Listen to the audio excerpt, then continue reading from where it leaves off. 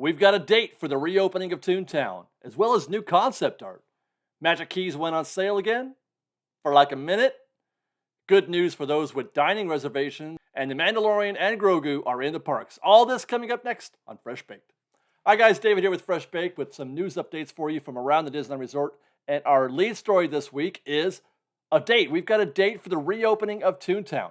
You may recall not long ago that Disney announced that Mickey and Minnie's Runaway Railway was going to open on January 27th, well ahead of the rest of ToonTown. And on that day, just Runaway Railway would open. The rest of ToonTown would remain closed until about 6 weeks later on March 8th. That is our opening date, our reopening date for ToonTown, March 8th. Now, we've been covering the update to ToonTown as close as possible with the models at D23 and the overhead construction shots as provided by MiceChat. So we've had a pretty good look at the land to date. And so far, we've been able to make some pretty good observations, but there have been a lot of questions still remaining. There's things that we don't yet know about this new update. But along with the reopening date, Disney has also provided some new concept art and updates from across the land. Goofy's house, for example, the model from D23 was pretty impressive, giving us a detailed look at the exterior of his house and the playground areas in its backyard. But this is the first look that we've had at what Goofy's house will look like inside. In the before times, it was it was kind of nothing. They had that one interactive element where you could spin those cylinders and it would create like an outfit for Goofy. But that was it. That was all that was inside of Goofy's house. The updated house looks to be more like Mickey or Minnie's house. Well, Minnie's house anyway. His house goes on forever back there. But yes, this looks to be a lot more like Minnie's house, I would say, with features that make the home more lived in rather than, empty. Like, for example, that looks like a washing machine on the left, and then some other contraption on the right that I can't identify. But the centerpiece of the home will be a giant interactive candy machine where Goofy makes his own candy, with the help of guests, of course. But per the update, the candy machine begins high up on top of the house, where from the outside, you'll be able to see a beehive where there's honey actually dripping out and being fed into that candy machine. There's a chute that collects this brightly colored, impossible honey, and they can make this, homemade candy. My bet is that the cabinet here in the center of the frame will be probably a monitor or display, perhaps even something touchscreen where guests can tell the machine what kind of candy to make. The cabinet itself would be practical, and then whatever is shown inside the doors, that would be the monitor portion. I'd be curious, though, if the Christmas tree up in the rafters that is behind those kids, out of frame behind those kids, if that Christmas tree is still up there in the rafters. Next door is Donald's boat, of course, where we've been wondering what the future might be for its interiors. As we thought might be the case, per the update, and as you can see in the concept art, guests definitely cannot go inside Donald's boat. They put a door in there where there used to be an opening, so definitely no access to the interiors. And as we'll find out, neither from the front nor the back. Lots of fun and splashing about to be done outside the boat in the splash pond. Fun for kids of all ages and sizes, I'm sure. Now, there's one guest you can see here that she's looking into one of the portholes of Donald's boat. What she's looking at inside, per Disney, is bubbles of fun. So it's neither barren nor non-show. There's something going on inside there. You just can't go in. Instead, it sounds like the boat inside is going to be flooded on the interiors. And then you could see Donald's nephews, Huey, Dewey, and Louie, and Webby, too. So that actually suggests that this would be a DuckTales themed or a DuckTales aesthetic. But the boat's going to be flooded. I'm sure what you're going to be looking into in those windows, those portals, is going to be another display, just like you see in Goofy's house. It won't actually be flooded. It won't be full of actual water. It'll be some kind of display, and you'll see the guys, doing something mischievous inside there, I'm sure. And for kids, this looks to be a huge upgrade. I mean, Donald's boat was kind of a fun diversion, and certainly at one point in its history, there were fun things to do in there. But if you recall, in recent times, there was nothing. Donald's boat was more a place to be as opposed to a place to actually do something. It wasn't that kind of attraction. You would just go in the boat. But like Goofy's house, they long removed anything that was interactive or interesting inside. Goofy's used to be a bounce house. But they took all that fun stuff out, and it's been, barren in both locations for the most part. Same thing for Chip 'n Dale's Treehouse, which, by the way, does not exist anymore. So thumbs up for Disney to be able to find some way to give new life to these attractions, to Goofy's house and to Donald's boat. Meanwhile, next door, what used to be Gadget's Go Coaster is now Chippendale's Gadget Coaster. We knew that, of course, but now we also know that Gadget is she still made the place. This is a roller coaster designed and built by Gadget. I guess she made it for Chippendale because they're awesome guys, which is true. Chippendale are awesome. But no news yet on how they might be retheming the attraction, but it doesn't sound like they need to do much. If this is still an attraction built and designed by Gadget, you just got to throw some nods to Chippendale on there, I guess. But I think it's going to be almost identical to what it used to be. Okay, moving on. The update also confirms the return of Mickey's house and Minnie's house and the potential to meet both of them in their respective houses. I didn't think there was any doubt that they wouldn't come back, nor did I think that there was any doubt that Roger Rabbit's cartoon spin would be back. That's been confirmed as well. Again, that goes without saying. No word, though, on whether or not they're going to reopen Roger Rabbit at the same time as Mickey and Minnie's Runaway Railway. I mentioned this because they could. They haven't done anything. I don't think they're not doing anything to Roger Rabbit. While this whole, the land has been closed, I don't think anything has been necessary. It's pretty much as is, except for maybe the facade and the fountain out front. So it's a functioning ride. It should be a functioning attraction as of January 27th. Whether or not it opens that day is unknown. My guess is probably not. And then finally, with regards to ToonTown, we do have an update on the whole food court situation that's happening there in downtown ToonTown. We did see in the model that it looked like they were going to be doing some facade changes. They were going to redesign things just a little bit. Not a lot, but a little bit to kind of give it new character, I guess. But we know there's going to be at least two name changes to two of the dining locations there in that food court. Daisy Spot will now be called Cafe Daisy, but there's no indication on what kind of menu she might serve there. I'm holding out hope. I'm holding out hope that they do something besides the kind of menu that they had there before. Something like maybe that they're doing over at Toy Story Land at Walt Disney World. I would love to see something like what they have at Woody's Lunchbox. Maybe that barbecue brisket melt or the smoked turkey sandwich or even some tachos. Tachos, that sounds awesome. Anything other than the old menus that they had at the old food court where it was basically just pizza and hot dogs. So that's it for ToonTown. January 27th is the opening day for Mickey and Minnie's Runaway Railway. I hope you guys have your reservations already. If you don't, they're still available. You can still get a reservation for 27th or for the 28th for that matter. And then it's March 8th for the rest of ToonTown. Goofy's new house, Donald's new boat, and if we're lucky, something new to eat in downtown ToonTown. Okay, you guys remember that really excited video we did earlier this week about Disney selling Magic Keys again? Man, what a time that was. I was so excited. After a year's waiting, all those guests, all those Disneyland fans were finally going to get a chance again to purchase a Magic Key. So hyped. That lasted about a day. Magic Keys went on sale on Wednesday, and by Thursday morning, Imagine Keys were completely sold out. Then a little bit later in the day, Believe Keys were sold out. And then finally, they stopped selling even Inspire Keys. And by the way, Enchant Keys were not being sold at all. Raise your hand if you thought that this was possible. Raise your hand if you thought that Disney would stop selling Magic Keys in just one day. I cannot raise my hand. I was certain that Disney had come to their senses, that they had learned the error of their ways and said, you know what, guys, we do need Magic Key sales after all. Well, actually, they did kind of come to their senses a little bit. I mean, they did start selling them again, and it's because they realized that they needed to. There was a purpose for selling them again. But why just for one day?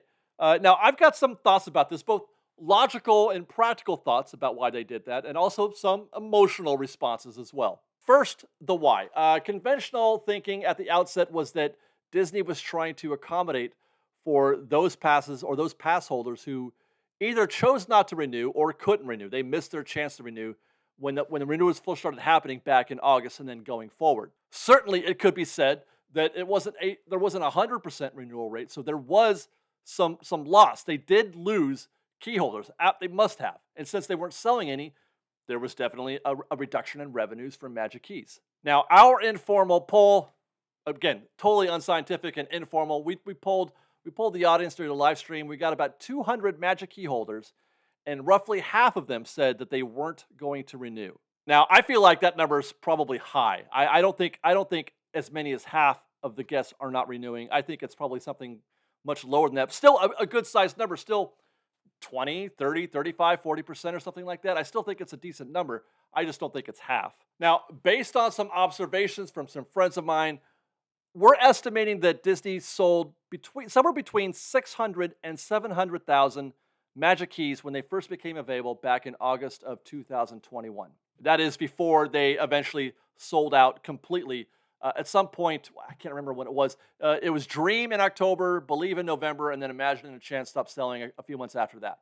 And by the way, that may seem like an astronomical number, 600, 700,000 Magic Keys. That seems like an unimaginable number, but understand or come from the perspective that pre-COVID, the estimate was that there were somewhere around or more than 1 million annual pass holders pre-COVID, before Magic Keys. So along the way to that 600 or 700,000 Magic Key number, Disney realized something's wrong. They didn't like whatever it was that was happening with the Magic Key sales. Maybe they didn't like what was going on because of the lawsuit, or maybe there was some other thing that they've learned through their analytics, through their analysis, that they didn't like the direction that Magic Key sales were going.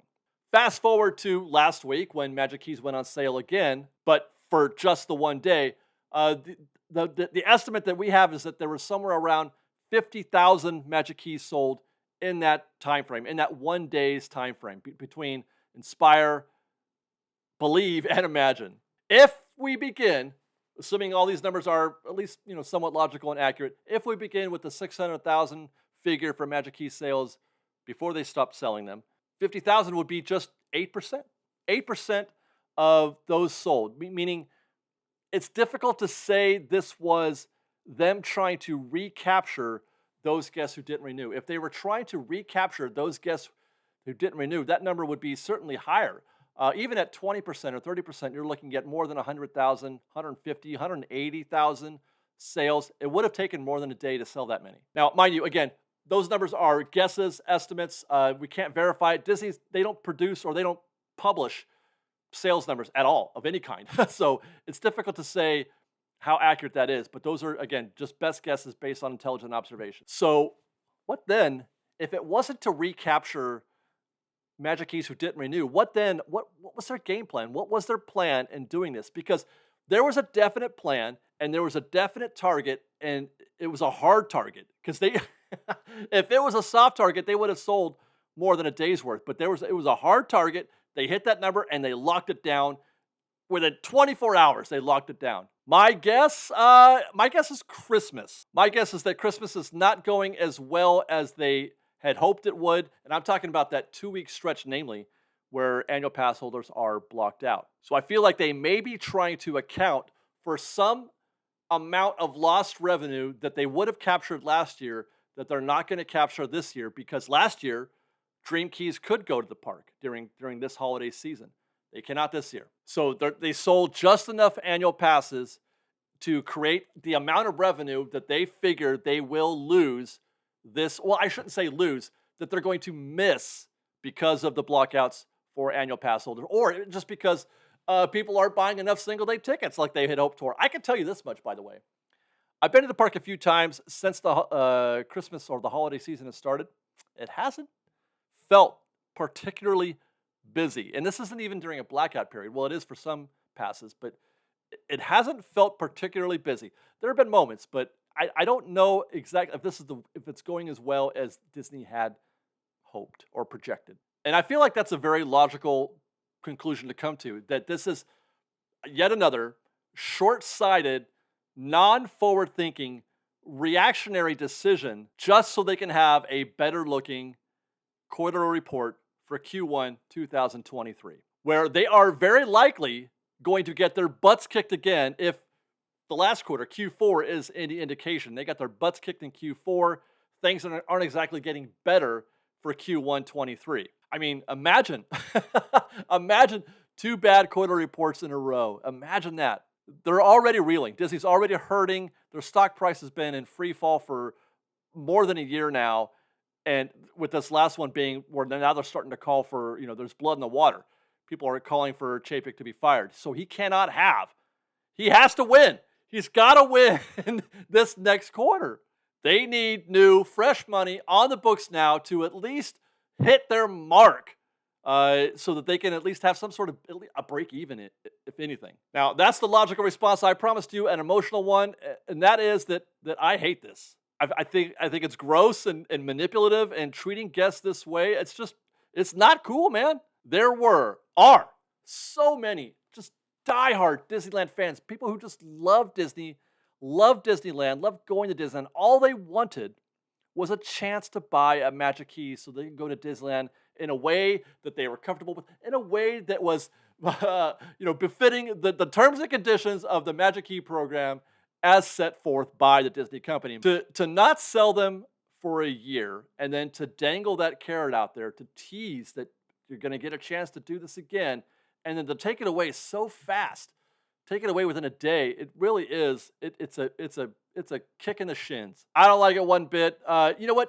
Sell annual passes or don't sell them. Make up your mind. Do one or the other. But stop messing with people who just want to love you. All they want to do is love you and go to Disneyland, and you're messing with them. That's the part that I'm so frustrated by. I mean, I get the business side. I asked on Twitter, I said, is this genius or is this crazy? And a lot of people said it's genius. It is genius in the sense that they get to capture revenue in a way that works for them. It's opportunistic for them. And as we mentioned, it's good for the bottom line, for the quarter report. But it's crazy because it's not fair to the people who are actually paying for those annual passes, for those Magic Keys. People who love Disneyland. That's all they want to do is go to Disneyland and love you. By the way, this is why I'm holding on to my Magic Key. This is why that's why I was so eager to find out when we could renew. And when the renewal period came around, I was on it like that because I don't ever want to go through that again. I don't ever want to go through a time in my life when I don't have an annual pass because I love Disneyland.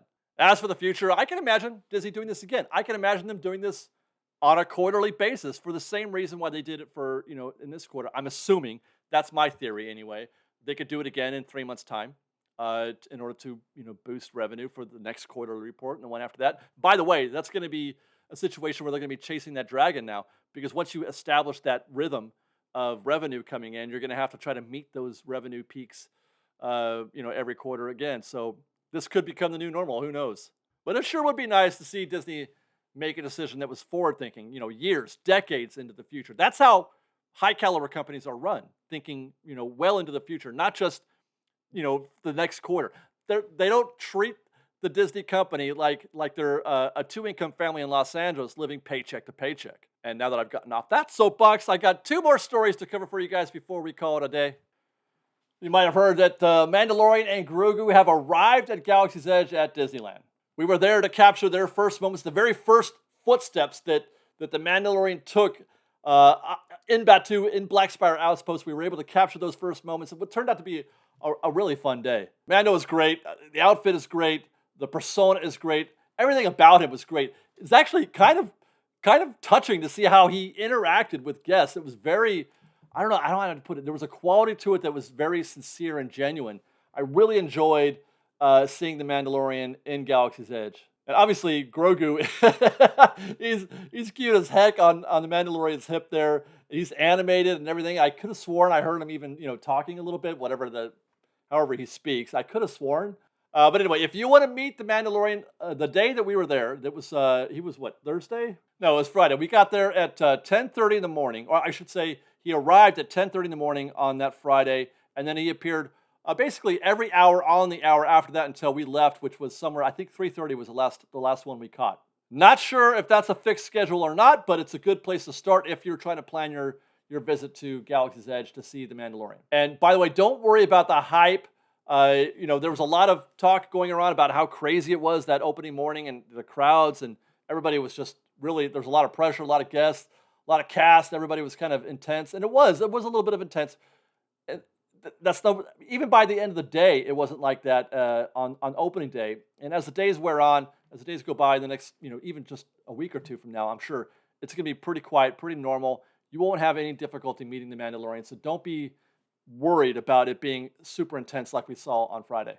And by the way, definitely do go see him. There's no debate on that. He is worth going to Galaxy's Edge to see. I mean, if you're a fan anyway, if you're a fan of Star Wars, if you're a fan of The Mandalorian, awesome meet and greet. One of the best that I've seen. And then finally, this little small story. One of the biggest bummers about making a dining reservation at the Disneyland Resort or at any Disney park these days, it seems like, is the limited cancellation window. In the before times, you had to cancel your reservation if you had to cancel the day before. You had to do it the day before. Otherwise, you had to pay a no-show fee, $10 per guest. This has ended with Disney updating their policy now to say that you have to cancel within 2 hours. So you can cancel on the same day as your reservation as long as it's done 2 hours prior to your reservation. If it's not within 2 hours, then you still do have to pay at present the $10 per guest cancellation fee. Now, this is great news for guests with dining reservations. Obviously, it gives you a little bit more flexibility. It's getting more and more complicated to plan a Disney day these days, no matter what park you go to. So it's good that they've given guests a little bit of that flexibility, but it's also possible good news for those guests trying to get into a table service restaurant via standby with no reservation. It goes without saying, you give guests more flexibility to cancel. Give them up to 2 hours before. You're going to get more cancellations. If there's more cancellations, that means more opportunity for guests on the standby waiting list to get in. So this is a win for everybody. This is a win for those guests with the reservations, and it's a win for guests on the standby. Great move by Disney. I'm happy to see that they did that. And that's it. That's our update for today, guys. I do hope you enjoyed. Follow us on Instagram at _freshbaked. On what is it? Twitter. Oh, is that still on? Twitter at freshbaked Disney. That's fresh with no. And TikTok at freshbaked Disney. And if you like our show and want to show your support, please do consider joining our Patreon campaign at patreon.com/freshbaked. Otherwise, thanks again for watching, everybody. We love you. Be safe out there. Be kind to one another. And fresh baked.